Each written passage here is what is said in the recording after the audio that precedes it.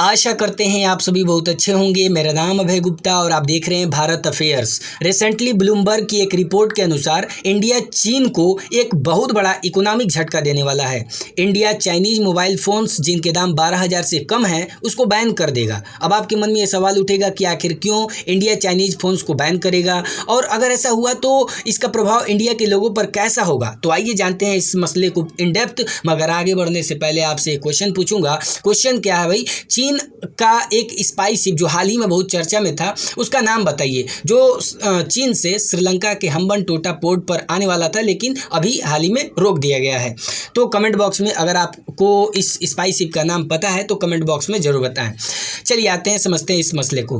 देखिए, recently American media Bloomberg ने एक आर्टिकल पब्लिश किया है जिसमें यह बताया गया है कि इंडिया चाइनीज मोबाइल फ़ोन्स जिनके दाम 12,000 से कम हैं उस पर बैन लगा देगा। मगर आपको बता दें कि भारत सरकार द्वारा अभी ऐसा कोई कदम नहीं उठाया गया है। यह सिर्फ एक रिपोर्ट है, मतलब अभी कुछ हुआ नहीं है। बात समझ में आ रही है? चलिए, परंतु अगर ऐसा होता है तो चीन को एक बहुत बड़ा इकोनॉमिक झटका लग सकता है जिसके कारण करोड़ों का घाटा हो सकता है चाइनीज़ कंपनी को। इससे पहले भी आपने देखा होगा कि चाइनीज़ कंपनी को भारत सरकार ने बैन किया था, जिसमें टिकटॉक भी था, ठीक है, शेयर इट भी था, ठीक है। तो ऐसी बहुत सारी चाइनीज़ कंपनियों को बैन किया था भारत सरकार ने, जिसके कारण चीन को $200 मिलियन से भी अधिक का घाटा हुआ था। आपको बता दें कि हर साल लगभग 1.5 लाख करोड़ से भी अधिक चाइनीज़ फ़ोन भारत में बेचे जाते हैं। मतलब जो चीन की कंपनी है वे हर साल 1.5 लाख करोड़ रुपए की चाइनीज़ फ़ोन बेचती है इंडियन मार्केट में। अब आपके मन में सवाल आ रहा होगा कि आखिर क्यों इंडियन गवर्नमेंट ऐसा कर रही है, क्यों जो है कि इंडियन गवर्नमेंट चाइनीज़ कंपनियों को बैन कर रही है, चाइनीज़ मोबाइल फ़ोन जो है जो 12,000 से कम के हैं उसे क्यों बैन कर रही है। तो इसका सबसे बड़ा रीज़न आप ये मान सकते हैं कि इंडियन गवर्नमेंट चाहती है कि इंडिया की कंपनी भी राइज करें। अच्छा ये बताइए कि आप इंडिया की कंपनी जैसे लावा हो गया, कार्बन हो गया, माइक्रोमैक्स हो गया, इंटेल हो गया, इसका नाम आप मतलब कब तक सुने थे? कभी आप किसी भी व्यक्ति को आप इंडियन कंपनी की जो फ़ोन है उसको लिए हुए बहुत कम ही रेयर केस में आप देख पाएंगे। ऐसा क्यों है? क्योंकि जो चाइनीज़ कंपनी है लगभग में 80% से ज़्यादा इंडियन मार्केट को कैप्चर कर चुकी हैं, और इंडिया की जो कंपनी है वो पूरी तरह मतलब मान लीजिए कि 1-2% शेयर है। बात समझ में आ रही है? इंडियन कंपनी की इंडिया मार्केट में। अब सोचिए, बाहर की चीज़ें आके इंडिया में बस गई हैं। अब समझिए कि वही हाल है, पहले वाला हाल है, जैसे अंग्रेज सब आए अब भारत का कुल लेकर बैठ गए, वही चाइना कर रहा है लेकिन अलग तरीके से। अब समय बदल गया है। बात समझ में आ रही है?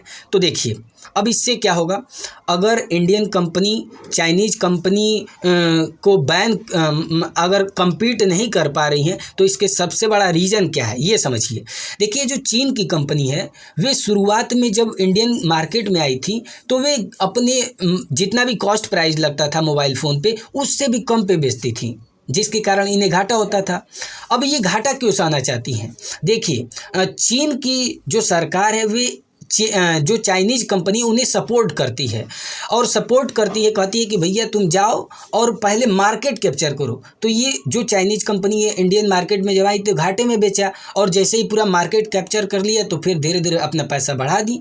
इस तरह जो है कि आज के समय चाइनीज़ कंपनी जो है कि पूरा इंडियन मार्केट को कैप्चर करके बैठी हुई हैं, जबकि इंडियन कंपनी को पीछे से कोई सपोर्ट नहीं है, इंडियन गवर्नमेंट सपोर्ट नहीं करती है, जिसके कारण इंडियन कंपनी का शेयर आप इंडियन मार्केट में देखें तो 1 से 2% रह गया है। बात समझ में आ रही है? तो यहाँ पे आप ये देख सकते हैं, एक रिपोर्ट के अनुसार इंडिया जो है वे 1 बिलियन, इंडिया में 1 बिलियन स्मार्टफोन हो जाएंगे 2026 तक। आप सोचिए 2026 तक 1 बिलियन जो है कि स्मार्टफोन हो जाएंगे, वे भी चाइनीज़ कंपनी के, ठीक है। देखिए, इसके अलावा सरकार चाइनीज़ फ़ोन को बैन इसलिए भी कर सकती है क्योंकि जो चाइनीज़ कंपनी है वे बेहतर, इनको रिवेन्यू भी हो रहा है इंडियन मार्केट में, इनका मार्केट शेयर भी अच्छा है। फिर भी जो चाइनीज़ कंपनी है वे भारत सरकार को प्रॉफिट रिपोर्ट नहीं देती हैं। वे हमेशा जो भारत सरकार को रिपोर्ट देती है उसमें घाटा दिखाती है अपने आप को कि हमारी कंपनी घाटे में जा रही है। आप एक चार्ट भी देख सकते हैं जहाँ पे आप देखेंगे कि शाओमी या वीवो जैसी कंपनी जो है कि क्या कर रही हैं, भारत सरकार को घाटा दिखाने का प्रयास कर रही हैं। और आप ये समझिए कि जब कोई कंपनी लगातार घाटा दिखाती है, इसका मतलब कि वे इनकम टैक्स बचाना चाहती है। तो जो चाइनीज़ कंपनी है वे भारत सरकार को इनकम टैक्स नहीं दे रही हैं, इसीलिए हो सकता है कि इंडिया की जो गवर्नमेंट है वे चाइनीज़ फ़ोन जिनके दाम 12,000 से कम है उसको बैन कर दे। बात समझ में आई। और इसका प्रभाव क्या पड़ेगा भाई, आप तो ऐसे ही देख रहे हैं कि मार्केट में चाइनीज़ कंपनी बहुत ज़्यादा है, 80% मार्केट कैप्चर किया है। और भाई अधिकतर लोग तो आम जनता है, 12,000 से कम के ही फ़ोन यूज करती है। जैसे ही 12,000 के फ़ोन बैन हो जाएंगे तो मार्केट में भैया लोग कहाँ जाएंगे, तो महंगाई बढ़ेगी। अब चाइना क्या करेगा, 12,000 से ज़्यादा का बेचेगा, वही फ़ोन अब 12,000 से ज़्यादा का मिलेगा तो दिक्कत हो जाएगी। दिक्कत क्या होगा भैया, वही आम जनता पे कुटाई होगी, महंगाई बढ़ेगी तो भैया आम जनता परेशान होगी। तो आप बताइए आपका क्या इस पे निर्णय है कि आप क्या चाहते हैं कि इंडिया जो है इंडियन गवर्नमेंट चाइनीज़ कंपनी ये जो है उन पे बैन लगाए या नहीं लगाए, आप बताइए कमेंट बॉक्स में, ठीक है। तो ये रहा वीडियो।